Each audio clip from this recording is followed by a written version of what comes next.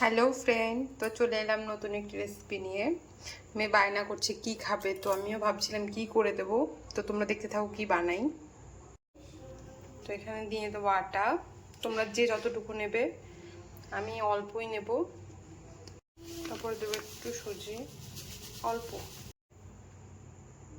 পরিমাণ মতো লবণ, বিট,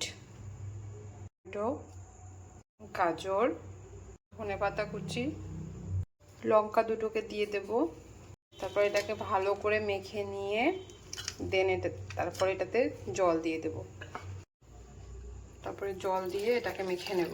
এই যে ব্যাটারটা রেডি হয়ে গেছে, তারপর এখন এটাকে ভেজে নেব।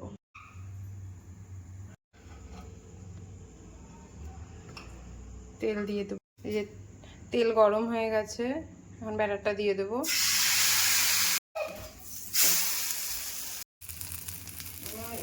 তো এই যে রেডি আমার গোলা রুটি।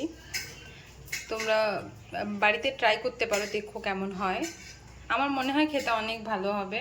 আমি অ্যাকচুয়ালি খেয়েই বলছি। আর এই দুটো যে দেখছো ছোটো ছোটো, আমার মেয়ে বানিয়েছে শেপ দিয়ে দিয়ে অ্যাকচুয়ালি। তো টাটা সবাইকে, ভালো লাগলে সবাই লাইক করে দিও।